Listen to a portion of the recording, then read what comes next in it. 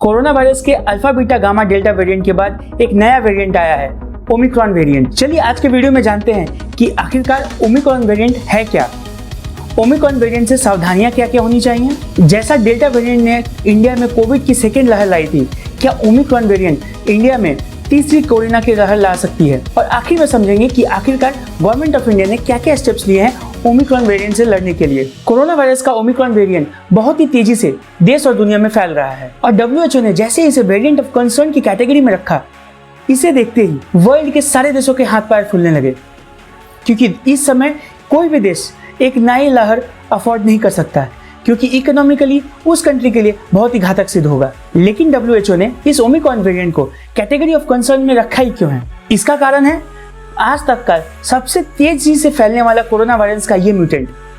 Omicron variant लगभग 50 mutation कर चुका है और बहुत ही तेजी से देश और दुनिया में फैल रहा है। WHO ने अभी तक की जानकारी के अनुसार से जो भी डेटा कलेक्ट किए हैं, उसमें ये पाया है कि इस वेरिएंट की ट्रांसमिसिबिलिटी बहुत ही हाई है। तो आखिर ये म्यूटेशन है क्या? हमारे लंग्स की बाउंड्री पे एक ACE2 रिसेप्टर्स होते हैं। आप ये कोरोना वायरस के ऊपर जो स्पाइक्स देख रहे हैं उनके बॉडी पे, इन्हें स्पाइक प्रोटीन्स कहा जाता है। और यही स्पाइक जब ACE2 रिसेप्टर के साथ जाकर कनेक्ट होते हैं तो हमारे शरीर में, लंग्स में धीरे धीरे कोरोना वायरस फैलने लगता है। तो ये तो रहा कि आखिरकार हमारे शरीर में कोरोना वायरस फैलता कैसे है। एक केस स्टडी साउथ अफ्रीका में हुई है, जिससे ये पता चलता है कि एक ही सप्ताह के अंदर इस वेरिएंट के कारण 1 to 30% of jump in Covid cases देखने को मिला है। इंडिया में हुए सेकेंड कोविड वेव के लिए डेल्टा वेरिएंट को ही जिम्मेदार कहा गया है। लेकिन क्या ये ओमिक्रॉन वेरिएंट डेल्टा वेरिएंट जैसा ही खतरनाक है, और क्या इसके कारण हमारे देश में कोरोना की तीसरी लहर आएगी? वैसे हम अगर इस ओमिक्रॉन वेरिएंट के सिम्टम्स के बारे में देखें तो इसको देखने से लगता है कि जैसा डेल्टा वेरिएंट के समय देखा गया था कि उसमें ऑक्सीजन की कमी होती थी, उसमें टेस्ट का पता नहीं चलता था।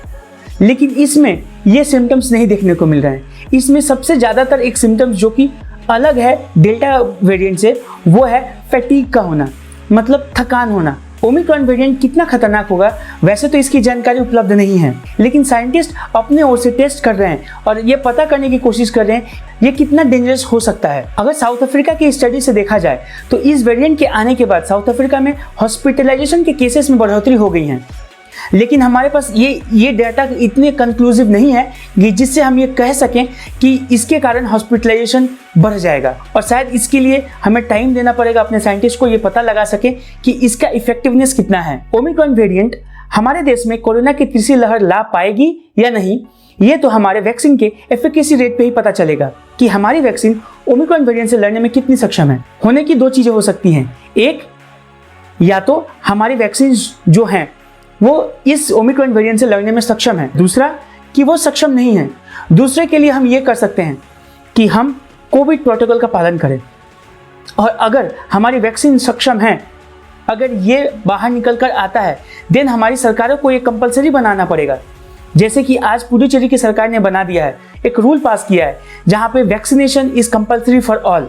इस पूरी खबर में एक सिल्वर लाइन ये है कि ICMR द्वारा ये दावा किया जा रहा है कि हमारी इंडियन मेड वैक्सीन जो कि कोवैक्सीन है may be more efficient to fight against this Omicron variant. अभी तक की न्यूज़ ये है कि इंडिया में लगभग 5 केसेस दर्ज हो चुके हैं जो कि ओमिक्रॉन वेरिएंट के हैं। कर्नाटक, गुजरात, महाराष्ट्र, दिल्ली और बिहार, यहाँ पे लगभग ये केसेस दर्ज किए गए हैं, और ज़्यादातर में ये देखा गया है कि ये केसेस वहीं से आए हैं साउथ अफ्रीकन ट्रैवल्स कंट्री से। और हैरानी की बात तो ये है कि कुछ पैसेंजर्स जो कि उस रिस्क जोन कंट्री से आते हैं जिसे गवर्नमेंट ने चिन्हित किया है कि ये जो कंट्रीज के travellers, touring travellers risk zone country में आते हैं, उनका RT-PCR टेस्ट मैंडेटरी है। कुछ वहां के पैसेंजर्स वो अभी मिसिंग हैं, और इसी को देखते हुए हेल्थ सेक्रेटरी ने एक हेल्पलाइन नंबर जारी किया है कि जिस किसी के पास भी कुछ इन्फॉर्मेशन हो इन यात्रियों का, वो उनके साथ साझा कर सकता है।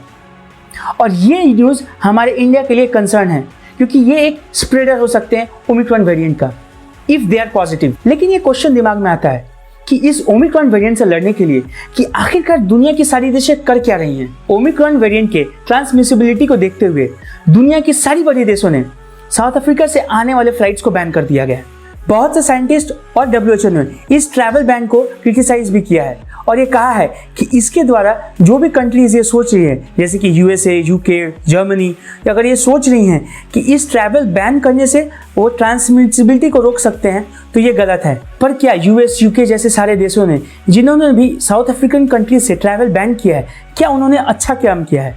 क्या यह कदम सराहनीय है? एक्चुअली में ये सारी सरकारें चाहती हैं कि वो दिखे कि वो उस ओमिक्रॉन वेरिएंट से लड़ने के लिए तत्पर हैं, लेकिन क्या ये ट्रैवल बैन करना सही कदम है? ओमिक्रॉन की न्यूज सबसे पहले साउथ अफ्रीका ने विश्व को दी थी और WHO को भी दिया था, लेकिन अगर साउथ अफ्रीका में ये ट्रैवल बैन कर दिया जाता है तो साउथ अफ्रीका की एविएशन इंडस्ट्री को खत्म हो जाएगी। और इसे देखते हुए शायद आगे किसी देश में अगर कोई कोरोना वायरस का म्यूटेशन होता है तो शायद वो देश हिम्मत ना करे कि वो बता सके दुनिया को और WHO को कि एक ऐसा वेरिएंट पाया गया है। अगर मैं कहूँ तो ये ट्रैवल बैन जायज़ नहीं है और गवर्नमेंट ऑफ इंडिया का ये कदम कि उन्होंने साउथ अफ्रीका से ट्रैवल बैन नहीं किया है, लेकिन हाँ उसको टैकल करने के लिए ज़रूरी कदम उठाए गए हैं, जैसे मैंडेटरी RT-PCR टेस्ट पहुँचने पर। अगर आप BCCI को भी देखें तो उन्होंने भी अपने साउथ अफ्रीका टूर को हरी झंडी दी है और ये सिग्नल दिया है साउथ अफ्रीका के देश को कि हम गवर्नमेंट ऑफ इंडिया आपके साथ है, क्योंकि ट्रैवल बैन करना एक सॉल्यूशन नहीं है। अगर कोई ट्रैवलर